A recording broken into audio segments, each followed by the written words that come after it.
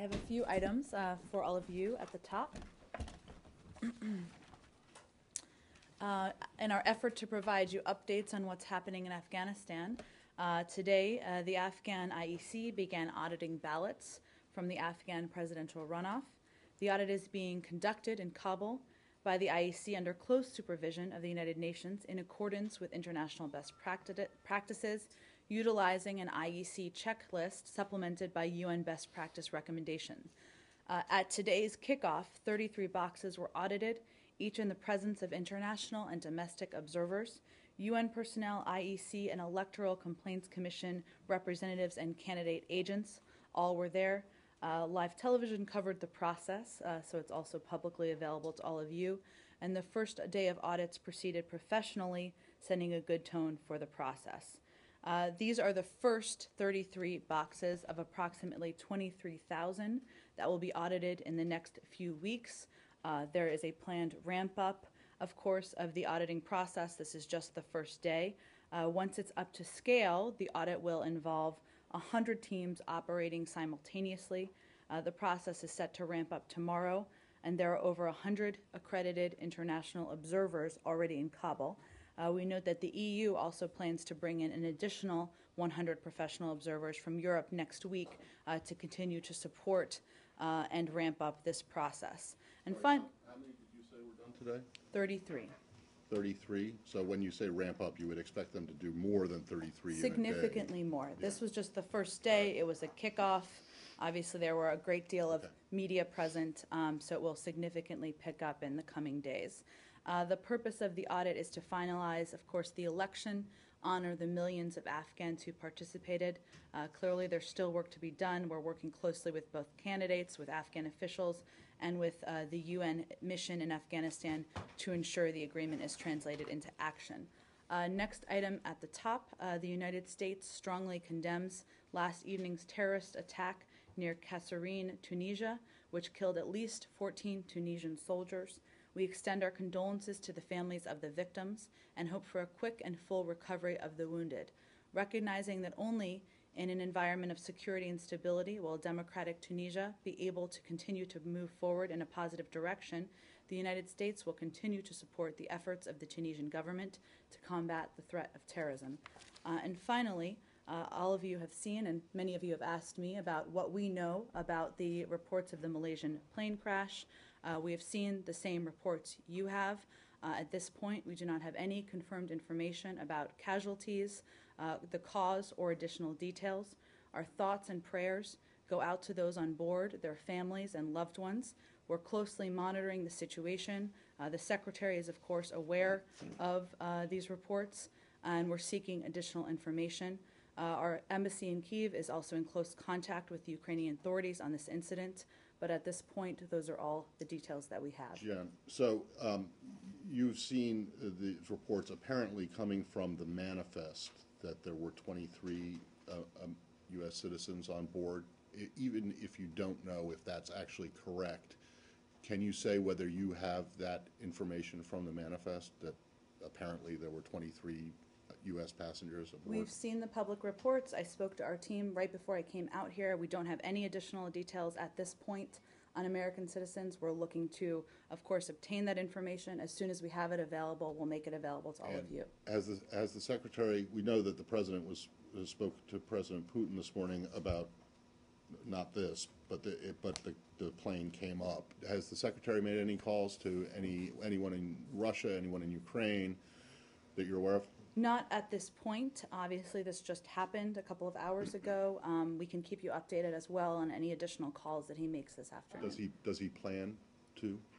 I don't have any planned calls to predict for you, but if any calls happen, we can make sure those are available to all of you. The Ukrainians' foreign ministry is saying that they have reason to believe, this is not just a guess, but based on their assessment, that this was a Russian-made Buk missile that is in the hands of the Russian separatists. You also have kind of, chatter on Twitter about some of the separatists saying that they did shoot down a plane. Has your team on the ground spoken to the Ukrainians? Have they told you that this is your assessment, that this is their assessment, and you just want to get your own confirmation? I mean, where As where I are you at as this I point? mentioned, we're in touch with Ukrainian authorities on So this they've incident. obviously shared this assessment with you. I don't have further readouts, but I think it's a safe assumption that we're discussing reports and obviously a range of comments that have been out there. We don't have our own confirmation of details. I can't predict for you if and when we will, but obviously events are very fluid on the ground. We don't have any more information from here to share. Because given the fact that it is very fluid and it's very early, I mean, there is already a kind of, some common wisdom that says, like, the separatists have done it. But just to confirm that, is this your belief and you don't have confirmation of that? I mean, do you have suspicions of that at this point? I'm not going to speculate on this, Elise, for obvious reasons. We don't have any additional details to share other than the reports you've seen about the plane crash. In terms of the causes, the individuals on board, I have nothing else here from the U.S. government. There were some Ukrainian transport planes that were shot down, I think, in the last week, maybe in the same area. I mean, is that something that you're looking at in terms of that this could be a similar, mistaken? I'm just not going to speculate further for obvious reasons. Quite aside from the actual, what actually happened, whoever or whatever was responsible for it, is it correct that this type of missile that Elise just mentioned, the Buk missile, was among the, sorry? I could have said that wrong, but I think. Well, however you pronounce it, this kind of missile was among the weaponry that you have said over the course of the past couple month or so that have been transiting from Russia, from these military facilities, sites in southeast, in western Russia, in western Russia to the separatists in Ukraine. I'm happy to check that, Matt, but I'd also note that we don't have confirmation that that is the cause or the source of the plane being I understand that, but are these missiles that the Ukrainians say were responsible for this plane, are those the types of missiles, quite apart from this incident, that you were complaining that the Russians had been sending into Ukraine? I'm happy to check with our team on that information separately from this particular incident. One of the things yesterday when you imposed these new sanctions on the Russians, I mean, isn't it true that one of your concerns is that the Russians have been doubling down on increasing their supply of weapons to the separatists? We've stated that publicly and still have a concern about that, but I think there's a difference between making unfounded or unconfirmed accusations. I understand, but without from the podium. talking about the specific Buk missile or something, has it been a concern that the Russians have been supplying them with truck-mounted or shoulder-fired missiles? We've expressed concern about in the past, Elise. Particularly that of hasn't changed. those type of missiles? I would point you to past comments we've made about them. The administration has made very clear that it blames the Russians for escalating the conflict in this area and that they've added to the tensions there. So whoever is to blame ultimately for this downing of the airliner, is there some shall we say, responsibility that must be borne by Moscow for the situation as it now exists in the area? Well, I think broadly speaking, Matt, the fact that we announced yesterday a new round of sanctions, including several defense companies, several energy companies, speaks to our level of concern about the escalatory actions that we continue to see from Russia. However, we don't have enough information with this specific incident, and that's why I'm not going to be able to provide you any confirmation of details, and I don't want to speculate on who's to blame or the root causes when we don't have that information at this point. Speaking of the climate of conflict that's escalated there and obviously led to this tragedy. Well, again, we don't know that at this point in time because we don't know what the causes are or who is responsible for the plane going down. And what if any assistance would the administration provide for any investigation of this incident?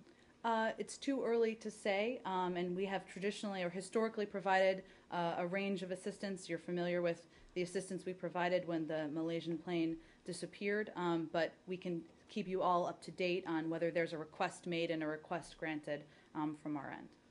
Given the fact that this plane did fall down in separatist territory, clearly those separatists are not equipped, capable to launch. I see that they've said that they'll try and help with an investigation, but given the fact that they clearly don't have any type of capability to launch any type of investigation, I think they might have control over the black boxes.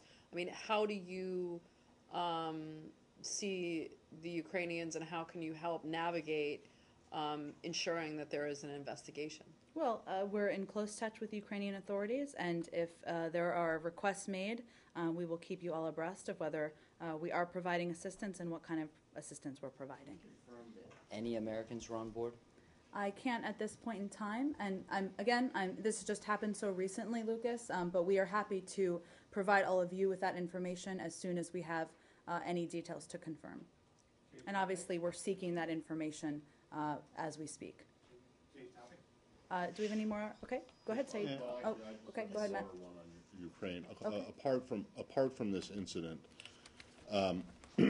just generally speaking, the situation in the East, I presume, but please tell me if I'm wrong, that you still have the same concerns and the same issues with the Russians that you did yesterday that led to the imposition of the new sanctions. Is that correct? Is that Yes. correct? And you haven't seen any movement by them towards meeting toward meeting what has been asked of them. In the last 24 hours, no.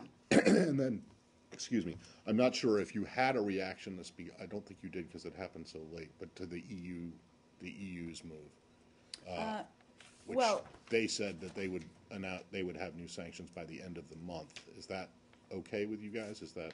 Well, as you know, they placed some restrictions. They took steps yesterday to impose costs on the Russian economy. We have been doing these, and including yesterday, in close coordination with the EU. They moved also to put in place the legal framework needed to impose costs on Russian companies that undermine Ukraine's stability and territorial integrity, with an end of July deadline for naming the first list of entities. I think that's what you're referring to. And certainly we were coordinating closely with them. We were in close touch with them. We certainly welcome these steps that the Europeans have taken in this regard. I'm sure you have the details. I'm happy to outline those for you if you have any questions. One of the companies that was hit by the sanctions yesterday was the Kalashnikov company, company that makes AK-47s. The Russians today are saying that this specific sanction runs counter to the interests of U.S. consumers. Do you have any comment on that?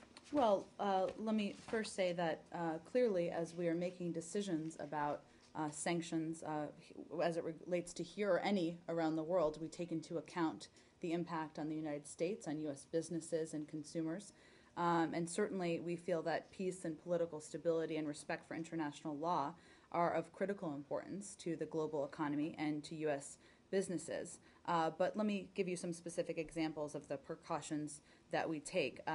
The sanctions we imposed yesterday were deliberately crafted to limit, to the extent possible, spillovers on the United States and on third country companies. For example, in the financial sector, we deliberately avoided interfering with day-to-day operations to avoid a shock to global financial markets. In the energy sector, we took steps to limit the ability of certain companies to raise dollar financing, but we have not tried to interfere with their ability to export oil and gas or to maintain their existing joint ventures. So we take into account, of course, any impact on U.S. businesses, U.S. consumers, as we make these decisions. So the specific sanctions on the Kalashnikov company will not affect American consumers of AK-47s? Well, I haven't seen the specific impact that's been listed. We can, if there are specifics out there, we can certainly look into that. But as far as you know, the ability of the American consumer to purchase semi-automatic assault rifles from Kalashnikov has not been affected. Is that correct? I can check that level of specificity and see if there's a direct impact. Saeed? Go ahead. Sure. Yeah, Gaza, Israel bombardment. Are you aware of any efforts undergoing now of talks for the ceasefire and whether the United States is actually involved in this directly? Well, first let me say that Secretary Kerry has been in touch daily with Israel and with Egypt and with a range of countries in the region. Let me just see if there are any other specific calls to read out for you this morning. Today he spoke with, again, with Egyptian foreign minister, with the Qatari foreign minister, and those have been regular occurrences. He hasn't just supported the ceasefire track. He's encouraged others to support it in full coordination with Egypt, who's leading this effort, and in full coordination, of course, we're in close touch with Israel, as I mentioned. So I think our engagement is evident in his calls and his level of focus on this important issue. Israeli press reports say that the Egyptian proposal of last Monday was basically worked out between Tony Blair, the Israelis, and Egypt. And in fact, the government of Egypt wanted to sort of to keep the Secretary of State of the United States, John Kerry, out of the process and not to give him any credit. Do you have any comment on that? Well, I've seen the same report that you're mentioning, and I'll say that the anonymous source is either out of the loop or ignorant of the facts, because their secretary has been closely engaged at every point in this process, including in the Egyptian proposal, including ever since then. He's been closely engaged on a daily basis with the foreign ministers in the region about how to proceed moving forward. So neither the Israelis nor the Egyptians tried to keep the Secretary of State out in the dark. Hard to see how you're keeping someone out of the dark if you're speaking to them multiple times a day. Yeah. In the dark. Sorry, in the dark. In the dark. Out of the loop, in the dark, a combination. Okay. Go ahead. Yeah, I just wanted to follow up. Former President Bill Clinton told Ma'arif, the Israeli newspaper, that what needs to be done really is a peace resolution. Otherwise, Israel will risk being isolated, further isolation, and being chastised in international forums and so on. Do you agree with that assessment? That there needs to be a two-state solution? There needs to be not just issues of ceasefire and so on, although this is quite urgent at the present time, but also the issue of a peace settlement and a two-state solution should be addressed immediately or right away or in an expeditious fashion, lest Israel be isolated in the international arena. Well, I think the Secretary's view is very much that the absence of a two-state solution leaves a vacuum that is often filled by violence, and we've seen what's happened historically. Of course, our focus in the immediate term is achieving a successful ceasefire that will bring an end to the violence, bring an end to the civilian casualties. That's what our focus is on right now. And any two-state solution will require the parties to be willing to make the tough choices they haven't been willing to make to date. But certainly in the medium and long term and the stability and security of the region, we would agree with that point. Yeah. Yes. Yesterday, you didn't have a lot to say about the incident on the beach in Gaza. I'm wondering if you have more to say about it today, now that things are a little bit more clear about what happened. But also in general, whether you think, what you think of the restraint or lack of restraint being shown by either side in this. Well, as the violence continues, and it's continued overnight, there were reports that we don't have confirmed of additional children, I think, since then, unfortunately. But we are increasingly concerned about the safety and security of civilians on both sides. We continue to urge all parties to do all they can to protect civilians. And we have been heartbroken by the high civilian death toll in Gaza, including the death of 4 innocent Palestinian children as they were playing on a beach in Gaza just yesterday. The reports were horrifying, the photos were horrifying, the video was horrifying. The tragic event makes clear that Israel must take every possible step to meet its standards for protecting civilians from being killed. We will continue to underscore that point to Israel. The Secretary has made that point directly as well. Does that, hold on. Does that mean that, can I finish, please? Does that mean that you don't believe that Israel is practicing what it preaches in this? That they have not shown the restraint that you have called for? Well, Matt, you may have seen, but I can flag for you that the Israelis have expressed their sorrow and regret in these cases. What we're asking for is a redoubling of efforts moving forward to prevent civilian casualties, given the events of the last couple of days. So you do not believe they have done enough to prevent civilian casualties, or you do? We believe that certainly there's more that can be done. And you said that the Secretary has made this point to Prime Minister Netanyahu? Yes. And was that today? Have they spoken? Over the last 24 hours, I think they spoke yesterday.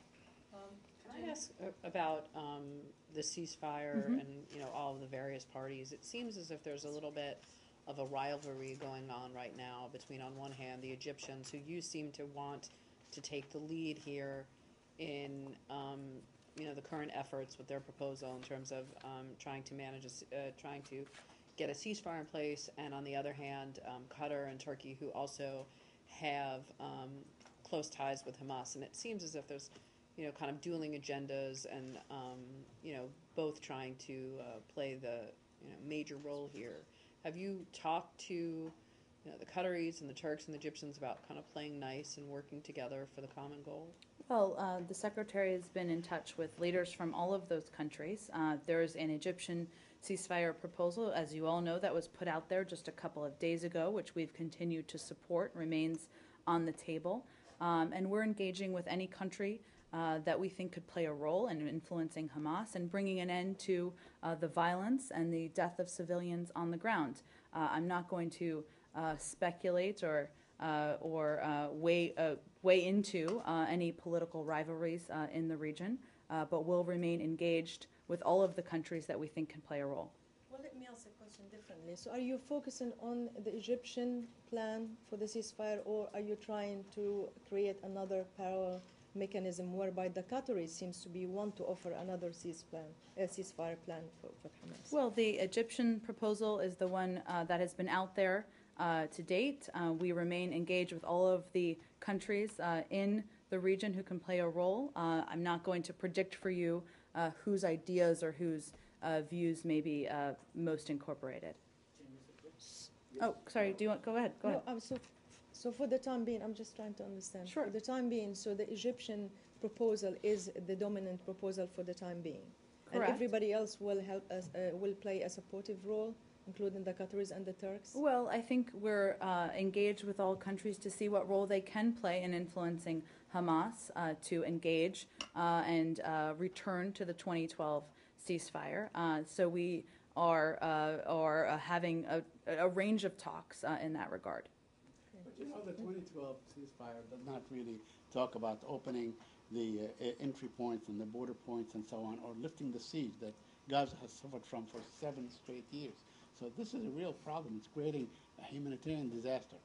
Should, after the fighting stops, or after the exchange of rockets and bombardment stops, should there be almost an immediate effort to sort of include things like this, to lift the siege, to open the borders, to allow or to pressure the Egyptians, your allies, to open their point of entry and exit and so on? Should that be part of any sort of larger ceasefire agreement? I'm just not going to speculate on that from here. I think our view is that these conversations and discussions need to happen behind closed doors, and so we're going to leave them there to the degree we can. Yes, Go ahead. I'm trying to figure out regarding this Egyptian proposal, and you mentioned again, maybe for the second or third time in the last 2 or 3 days, the ceasefire of 2012.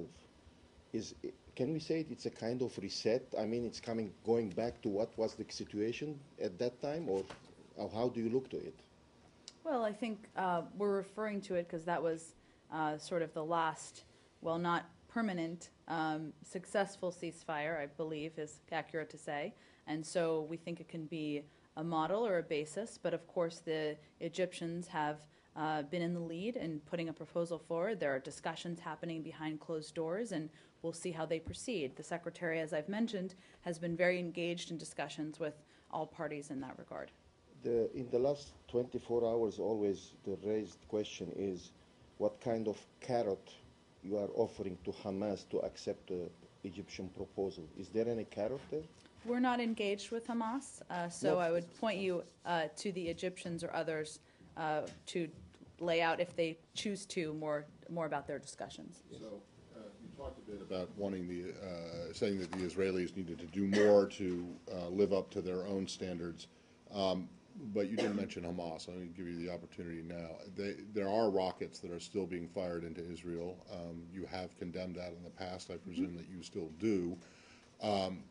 But just to make it perfectly clear, Hamas, it's not just Israel that needs to do more to prevent civilian casualties as well. Hamas needs to stop the rocket attacks, correct? Absolutely, and I think I don't think we've made any secret about our concern strong concern about the actions of Hamas, the indiscriminate rocket attacks, the targeting of civilians, and that concern remains. And you believe that while Israel needs to do more to make sure it lives up to its own standards, you do believe your statements in the past that they have the right to defend themselves, and they are, and that's what they're doing in this operation. That those still stand as well. Correct. Yes? That remains the case, absolutely. And let me just make one more point. We were also heartened to see the statement by President Perez, and I don't know if all of you saw that, where he also condemned. All right, I don't think that's the word he used, so I'll let you look at the statement yourself. But he spoke to the deaths of these children, and that was something the Secretary Okay. also noted. And then one more thing. During this UN-organized brief humanitarian ceasefire, there were several mortars that were fired from Gaza into Israel. Did you have any thoughts about that? Well, I think there were rumors over the past 24 hours or unconfirmed reports that there had been a new ceasefire put forward, but we never saw confirmation of that. Not even of the UN, of the humanitarian pause? There was not. There were mixed and unconfirmed reports of that. Okay, so that was not, there wasn't a violation because there wasn't one. Correct. Although obviously that's where we would like to return to, but One more quickly. If this Hamas is already designated as a terrorist organization and they are killing innocent people and throwing all these rockets, where is the Palestinian government? well, Have they asked any U.S. help or Israeli help to fight against these terrorists? well, President Abbas has been very engaged as the chairman of the PLO and as of course the president of the Palestinian Authority. He is the legitimate representative of the Palestinian people. He is, I believe he was today he's in Cairo. He's been in discussions with all parties. He will play a central role in any solution. And we believe there is a role for him to play and for the Palestinian Authority to play at the table precisely because we believe there is a need that speaks for the legitimate concerns and aspirations of the Palestinians. He has, I believe, a travel schedule over the next couple of days to engage in these discussions as well. And if this continues, there cannot be a two-state solution, and also there cannot be a stable region. Well, I think in response to Saeed's question, our view is that the only way to bring an end to this type of violence is to have a two-state solution. Do we have any more on this topic? Okay, go ahead. Clarify an issue. You mentioned other people, other partners' role. What is the role of the United States? How you define it? Is it a facilitator, guarantor of this agreement, or what? Well, certainly we have a stake. The United States has a stake in a stable region, and we're certainly very concerned about the civilian casualties and about what we're seeing in the increasing violence on the ground. And as you know, we have long been a strong partner of not just the Israelis and Prime Minister Netanyahu, but also the Palestinians. And so we're looking at this and feel real concern about what we're seeing. The Secretary has been engaged because he has strong relationships with many of the parties in the region. I'm not sure I'm going to put an additional label on it other than to convey that he's deeply committed to seeing an end to the violence on the ground and a return to the ceasefire. And yesterday you mentioned that he called the Arab League Secretary General. Do you foresee, or whatever you can expect, a role from the Arab League or other international organizations that, as UN, to play in this process, or it's just an Israeli-Hamas process? Well, I believe over the past couple of days, you've seen some members of the Arab League speak out in support of the Egyptian proposal. Obviously, they have also an incredible stake in seeing an end to the violence on the ground. So that's one of the reasons the Secretary is engaged, and to the degree any of them can play a positive role, we certainly support that and encourage that. Go ahead, Samir. Secretary considering traveling to Qatar and Egypt? The Secretary, well, no final decisions have been made on travel. He remains prepared with his bags packed in the event it is productive and makes sense for him to travel to the region. Sure. To Iran. The Secretary met this morning over breakfast with some lawmakers. Can you tell us what was discussed and whether or not he, as some participants are saying, said that or expressed any interest or openness to sanctions, to new triggered sanctions, that's the end of the question. Sure. Well, the Secretary had a meeting with a range of House members of Congress this morning. There is a broad level of engagement from a number of senior administration officials, including Undersecretary Sherman, Deputy Secretary Burns. Tony Blinken has done a range of meetings and calls as well. So this was a part of that effort. And part of the discussion was certainly on the P5+1 negotiations that are ongoing. They also discussed the situation in Gaza and shared concern about that. They discussed Iraq. They discussed Syria. So it was a wide-ranging discussion. In terms of reports that the Secretary had proposed or embraced any proposal on a trigger, I can tell you that is inaccurate. Our position, his position, has not changed. We do not support additional nuclear-related sanctions while we negotiate. Secretary Kerry made that clear this morning. Part of our role and his role is to engage with members. It's no secret that they have proposals on the table that include triggered sanctions. Certainly they raised those this morning. And we will continue our close consultations with Congress, but that has not changed and our position hasn't changed. So what breakfast was Congressman Sherman at? Well, I think there are times when members of Congress hear and project what they want to hear, but the Secretary's position hasn't changed, and he certainly made that clear this morning. And do you know if, I realize this is probably a White House question, but I mean, is it your understanding that if such legislation containing new sanctions was to pass on the Hill, that it would be vetoed? Is that? I would certainly point you to them, but I'm not aware of any support in the building that's in the White House for a proposal like that. Thank you. Go ahead, Lucas. So earlier you sent out a tweet saying Secretary Kerry does not support additional sanctions. Doesn't this kind of fly in the face of some comments he made back in December, and as well as you and Mr. Carney? In what capacity? That you said that if there was not a comprehensive agreement made after 6 months, there would be new sanctions. And Secretary Kerry said if Iran does not meet its commitments, I'm quoting here, we will be the first ones to come to you if this fails for additional sanctions. Sure. No, it doesn't conflict at all. The negotiations are ongoing on the ground. We've been consistently said we don't support additional sanctions legislation while the negotiations are ongoing. We're going to spend the next couple of days determining what's next. But if Iran doesn't meet its obligations, certainly he'd be the first in line. That hasn't changed. But hasn't for 8 straight months Iran has been selling more oil than is allowed under the JPA in violation of your agreement? Actually, over the past 6 months, Iran has met its commitments under the interim deal we've reached last year. We believe that it's consistent that the numbers we've seen, we feel comfortable that the crude oil exports of Iran are remaining in the million to 1.1 million barrel a day average as we anticipated under the JPOA. That remains the case. So no red lines been crossed. It's not a Syria Part 2 situation? I don't believe so, but obviously if the Secretary maintains, the President maintains, of course, the right to call for, embrace, endorse, advocate for any legislation if they so see fit in the future. So it looks like there'll be an extension on the negotiations over the course of the weekend? Well, today on the ground, Lucas, in Vienna, our team is discussing what the contours of an extension would look like if all parties were to agree to one.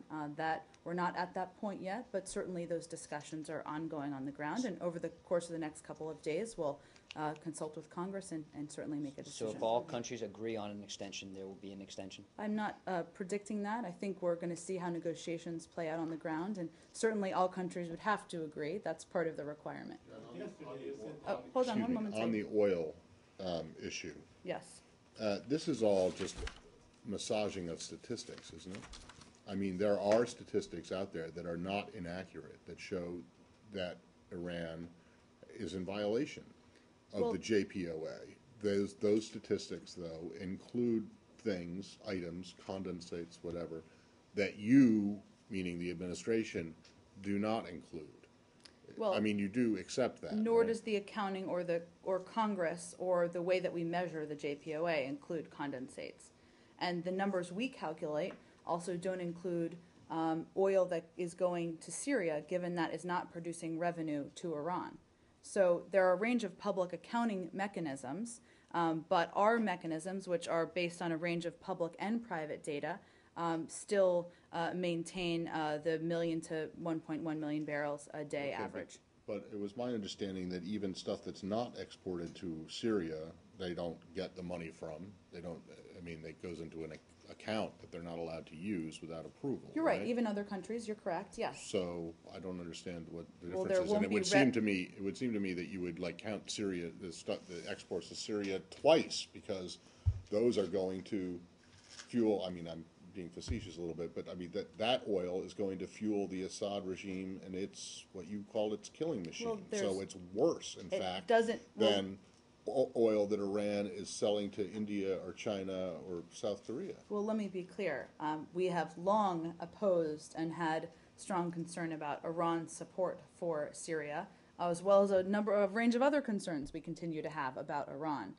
But I'm talking about the technical aspect. There's no revenue being paid or sitting in any bank, held or not, anywhere for this oil, because it's being contributed from Iran to Syria. So it's not increasing their revenue. Right, but the problem with that is maybe not the problem, but the argument that those who say they're in violation, as they say that it's fungible, so that by giving Syria this oil, Iran is saving money that it might otherwise spend to prop up Assad. I think that's speculative, Matt. I think we're talking about how we account for or count the barrels and concerns about any revenue being held in accounts that's coming in for them. Wouldn't you at least, isn't this a violation of the spirit, if not the letter of the law? If you include the oil that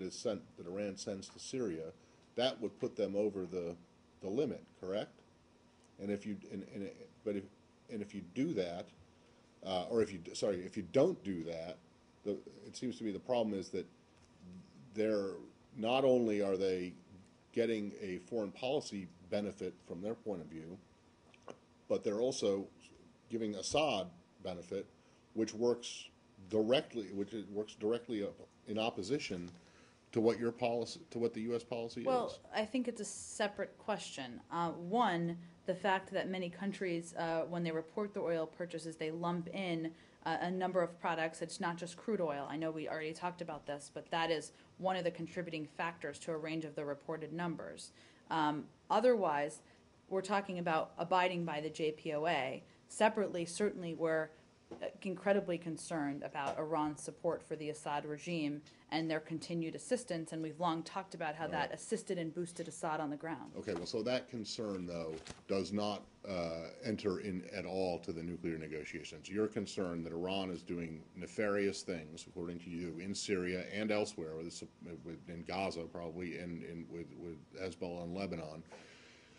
Those concerns about Iranian behavior don't give you any pause in the nuclear negotiation. They give us pause in general, of course, as do human rights violations, as do a range of media freedoms, other issues, but we're focused on the nuclear aspect and addressing that. Last one. Can we just finish this, Iran? Is one more I'd like to ask you on you mentioned yesterday that extension will be contingent on progress, correct? You said progress made. So what kind of progress Iran needs to make as opposed to when these negotiations began? Well, if we make that determination, perhaps we'll have more to say publicly. Until that time, I'm going to leave it in the hands of the negotiators on the ground to determine, and conversations between the Secretary, the President, the Vice President, and other decision makers in this case. Jen, can you explain how an extension without more sanctions helps Iran not attain a nuclear weapon? Well, what we're talking about, Lucas, and obviously what you're suggesting is purely speculative, so let me just say that first. But what we're talking about here is preventing Iran over the long term from acquiring a nuclear weapon. We know before these negotiations the path they were on, so if a determination is made that enough progress has been made, that we can seek a comprehensive agreement, that's attainable, those are all factors that will be taken into account. What it will mean and what it will entail, I will certainly leave that to the negotiating team to determine. And isn't it speculative, though, to say that they're not attaining a nuclear weapon right now? Well, I think the fact that they've abided by the JPOA, they have stepped back a range of steps they had taken previously, I think answers that question. Isn't it true, though, that Iran today is actually less capable to manufacture or produce a nuclear bomb than they were when these negotiations began? Well, they've taken a number of steps, Okay. obviously, That to actually halt set and it roll back, back. correct? To halt and roll back. Right. But again, what we're determining is whether enough progress has been made in the negotiations to warrant moving forward. But that would be calculated as part of that progress, correct? There are a range of steps and pieces that will be calculated. Samir? No, hold on, just look, would you expect that it will run right up until the 20th? Or could a decision on an extension or not be made tomorrow or before the weekend? Or do you think The that- negotiators certainly have the prerogative to make a decision at any time they warrant. I don't have any prediction on the timing, of course, as you are all familiar with the deadline. Right, which is the 20th, which is Sunday, Sunday, correct? So I'm just trying to figure out if our weekends are all going to be ruined with an announcement on Sunday when it could be just as easily made tomorrow. Well, Matt, there are a fair number of events in the world, so your weekend is perhaps ruined regardless. Thank Samir? you.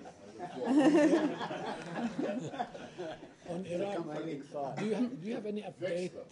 Samir, go Do you ahead. have any update on what Deputy McCurg is doing regarding the political process in Iran? In Iraq? Any update? He continues, he remains on the ground. He continues to meet with the parties. You all are familiar with the events that have occurred this week in terms of the election of a new parliamentary speaker, 2 deputies. Of course, the next step in this process is the selection of a president. So he continues to work with a range of parties and contacts on the ground, as does Ambassador Beecroft, of course. Sure, Sean. Burma, Myanmar. There's a court decision. 5 journalists who alleged the government was producing chemical weapons were all sentenced to 10 years in prison. This comes during the democratic reforms of Myanmar. Do you have any concerns about this? Do you think this says something overall about the progress in Myanmar? Well, certainly, and we can get you something more formal on this. I'm very familiar with these reports, but we are concerned about, well, Burma has made a range of progress in a number of areas. We are still concerned about media freedom and these reports of these journalists being first arrested and it sounds like sentenced today. But those are concerns that we raise, of course, directly. But why don't I talk to our team and we can get you a more formal response. Do you know if this one specifically has been raised? I will check on that. I will check on that and see if it has. Absolutely. A little hop, skip, and jump to the east of. I'm going to start taking these maps down because I never know what anybody's looking at. But go ahead. Cambodia. Okay. Have you seen the reports of the arrest of these opposition, or I'm not sure it's arrest, something happening with the opposition? Something happened in Cambodia? Something not good Okay. happening with the opposition in Cambodia. Why don't I take that and Thanks. we'll get you all a response and find out what happened and how concerned we are about it. Actually, I'm asking for a colleague of mine. Understood. We will send you out something that you can send to your colleague. Turkey, sure. Thank you. Today, Turkish Foreign Minister stated that U.S. is attempting to dismantle the legitimacy of AKP's success story and veer out the party. Are you trying to dismantle the AKP? I don't have anything to add beyond what I said yesterday, but the question you asked me yesterday was about the comments of Ambassador-designate John Bass made before the Senate. And my comments certainly stand that these were consistent with the concerns we've expressed before, including in our human rights report. The United States supports democracy, human rights, and fundamental freedoms around the world, and anything suggesting that we were doing anything other than restating our support is false. Also, Foreign Minister said that about the discussions on the Hill 2 days ago between the Senator and the Ambassador John Bass that the discussions about the drifting in the direction of the authoritarianism is part of the campaign against the ruling party, his own party. And this is Foreign Minister of Turkey, if there was someone else. A good friend of Secretary Kerry's. Yes. Yes. And he accuses U.S. that undertaking a campaign against his own party. Well, again, any suggestion that that Ambassador Designate Bass was doing anything other than repeating, expressing concerns we've expressed before about anything from freedom to democracy to human rights issues is untrue, and hopefully that can be And the final recognized. one, Foreign Minister also says that actually there is authoritarianism in the U.S. that it's increasing. This quote by the Foreign Minister just today.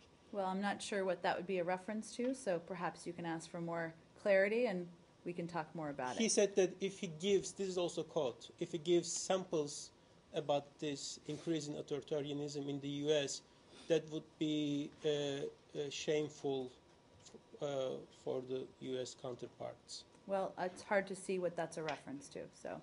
So on this Cambodia thing, the 6 Cambodian opposition politicians arrested yesterday, or charged yesterday with leading an insurrection movement, and then 2 more arrested since then. So that's the question. if you could Well, take I'm it. certain we will express some concern about that, but why don't I take All right. it and we'll get you a comment and something for Sean as well. And then on China, yesterday you guys put out a statement about the resumption of the counterterrorism dialogue with the Chinese. There's some concern in the human rights community that this is a suggestion, or this implies that you are fully supportive of China's counterterrorism strategy, including out in its west with the Uyghurs. Does the U.S. still have concerns about the Chinese counterterrorism operations or their policy in the west of the country? And if so, why was it appropriate to resume this discussion with them? Well, let me first say that counterterrorism is, of course, an area that China and the United States have cooperated on, and as part of the dialogue that took place just a couple of days ago, the United States representatives discussed our comprehensive approach to counterterrorism that includes an emphasis on the protection of human rights, access to education, social development, and appropriate security measures. Our concerns that we've expressed when warranted about ongoing discrimination and restrictions on members of ethnic and religious minorities in China remains, and we will continue to urge China officials to take steps to reduce tensions and uphold its international commitments to protect religious freedom. We do an annual report, and the Secretary, of course, raises human rights issues at every opportunity he has in his discussions with the Chinese. Sorry, you said, so you're urging the dialogue includes you pressing China on the need to protect human rights while it conducts its counterterrorism Correct. operations? Mm-hmm. Is the United States really in a position to be telling any country about the protection of human rights and counterterrorism programs, given Guantanamo, given the deaths of innocent people in drone strikes? Well, Matt, I think we expressed concerns about issues, including the treatment of Uyghurs in these dialogues. We felt it was appropriate to do so, and as others have concerns, they can right. express them to us as well. Okay, so anyway, the main point of my question was, you do not see that there's any kind of a disconnect here in having this dialogue along with your concerns about, at the same time as you're still expressing your concerns. Is this is an opportunity for you to raise those concerns? Is that the way the U.S. sees it? That's part of what is certainly raised in this dialogue, but we think cooperation on counterterrorism issues is something that is important and should continue and will continue as well. Just to pursue that, to clarify, was the issue of human rights actually raised during the counterterrorism dialogue? Yes, that was part of the discussion that we had just 2 days ago. And was there a specific reason why the dialogue has been held now? Was it a regularly scheduled thing, or is it in light of various incidents that have happened in China? I believe it's been scheduled for some time, but why don't we check on that for you and see if there's anything that prompted it at this particular moment. From Afghanistan? Mm-hmm. In view of the 2 series of big terrorist attacks inside Afghanistan this week, including on the Kabul airport, what is your assessment of the security situation in Afghanistan? Well, we condemn in the strongest terms the Taliban attack on facilities at Kabul International Airport early this morning. We note the Afghan National Police led a successful operation to secure the airport. I would certainly direct you to them for additional information. But security officials in Kabul are currently surveying the area and assessing the situation, so they would have more information. As I noted at the top, the process of moving forward on the audit has started today. That's proceeding. That will increase or ramp up, I should say, in the coming days, and there hasn't been an impact that I'm aware of these incidents on that. The Afghan Ministry of Interior today said that those were the terrorists who were in the Kabul airport attack were Urdu-speaking people from Pakistan. Do you have any information on that? I don't have any information on the individuals or beyond what I just stated, and I'd certainly point you to Afghan authorities on Are that. these attacks anyhow linked to the Pakistani actions in North Waziristan? I don't have any other information. Again, the Afghans have the lead on any process of surveying and assessing the situation. On the agreement that the two presidential candidates reached on the auditing of ballots, Mhm. what is your expectations of once the results are declared? Do you expect a national government to be formed, or What do we expect the outcome to be? outcome would depend on the counting of ballots? But once the results are declared, do you expect a national government to be formed in Kabul? Well, as you know, I mean, we will leave it to the candidates to speak to their agreements. Obviously, the Secretary was there just this past weekend facilitating that. The purpose of the audit is to finalize the election and, of course, honor the millions of Afghans who participated. And both candidates have agreed to abide by the results of the audit, and the winner of the election will certainly serve as president and will immediately form a government of national unity. In terms of additional specifics, we were going to leave it to them to spell out anything in addition. National unity means members from the opposition camp or two? Well, again, that's typically what the word means, but we'll let the candidates there describe it in more detail. So you do expect Abdullah to become the prime minister in any new government? We're not prejudging the outcome. That's the purpose of the audit, as to make sure that both candidates, that there's a restored legitimacy to the process and to Afghan democracy. But you don't have any timeline to this auditing of ballots? To the process of counting, we have, I have a quick update on this. We do anticipate that the process will take a number of weeks. The UN assistance mission in Afghanistan has requested that President Karzai, as well as the candidates have, and they did this past weekend, postpone the inauguration date to accommodate the request. As you know, President Karzai has agreed to do that, and the timeline, of course, will be determined by when this is concluded, and we still believe there's time to sign the BSA. But this will also push the signing of BSA with U.S. The new president will sign. Well, it would push the inauguration back, but both candidates have said they would sign it, and we still feel comfortable with the timeline to sign the BSA. Are you surprised that President Karzai would agree to stay on a little longer as president, delay the inauguration? Well, Matt, I think everybody wants to see a legitimacy restored to democracy in Afghanistan. My real question on this is, are you not concerned at all that this might drag on past the NATO summit, at which, I presume you would like to see this to be done and have the BSA signed before the summit so that NATO members could make decisions on how they're going to proceed? Is that not correct? Well, it's ramping up significantly over the coming days. We think it will take a number of weeks. Obviously, You got 6. we have, I think, 6 or 7 weeks. But certainly we've long wanted to see the BSA signed as quickly as possible, but we still feel comfortable with the timeline with that in mind. Okay, but does that mean comfortable, like you think it can be done before the summit, or comfortable in that if it's not done by the summit, that's not a hard and fast deadline? I just don't have anything more on the timeline at this point in time. Let's just go ahead. A news channel journalist who had gone to Afghanistan on assignment to cover events. He has been jailed by Afghan authorities. Pakistan has called for his release and said that he was a journalist working on an assignment. What is your reaction? I haven't seen those reports, so why don't we talk to our team and we'll get you a comment on them. Oh, okay, you'll take that question. Sure. Go ahead.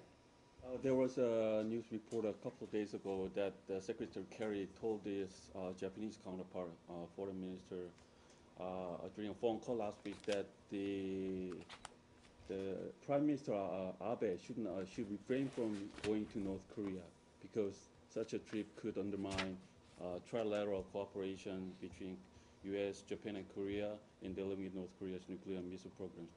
Is this report true, and do you have such a concern?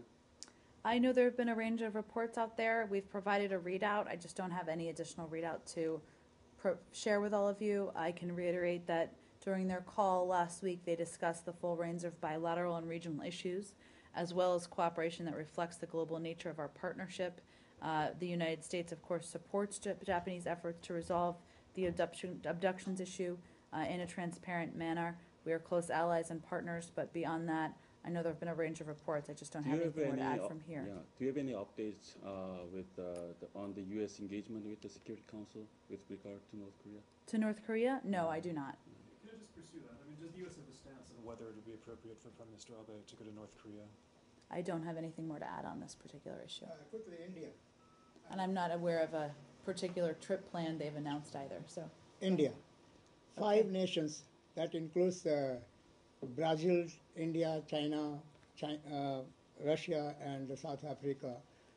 They met recently in Brazil, and also they announced a $100 billion bank. And I spoke to this yesterday, Goyle, so I would point you to that. I gave a couple of comments on it. But my question is actually in this regard that even Russia is part of this as far as these sanctions are concerned. How this will affect these 5 nations have announced unity and fighting against terrorism, and also working on unity on economic. Well, it remains to be seen what the focus of the BRICS Development Bank will be. The BRICS Summit has been around long before the issues in Ukraine over the past couple of months. So at this point, many of the important details aren't yet clear. But beyond that, I would point you to what I said yesterday. Quickly, I'm sorry. Okay. There had been a lot of high-level visits to India from the U.S., including Deputy Secretary and also Madam Biswal and among others. One, if you have any quick summary on these visits, and finally, there have not been any visits from India to the U.S. Are they waiting for the Prime Minister's visit? Well, I think we're looking forward to the Prime Minister's visit whenever that's scheduled, and I expect we'll continue to have high-level visits to India. I don't have any summary in front of you. So many, hard to lay them all out. Thank you. All right? Thank you. Okay, Health Minister, see, there was an assist from your colleague there. I'm sorry, there's some news over the course of the briefing about the Malaysia Airlines flight that I just wanted to get your comment on. Okay, I don't know that I've seen it yet, obviously. I know, I'm going to tell you. A number of foreign-based airlines have announced that they will no longer fly over Ukrainian airspace, and I was wondering if the State Department plans to urge U.S.-based carriers to follow suit. Well, I think you may be familiar that in April, the FAA and a special federal aviation regulation prohibiting U.S. civil flight operations in the airspace over the Crimean region of Ukraine and adjacent portions of the Black Sea and the Sea of Azov went out. I don't have any additional updates. Obviously, this happened while I've been out here. We will see if there's more to share. I expect any announcement would come from the FAA if there's a decision made. Thank you. Thank you.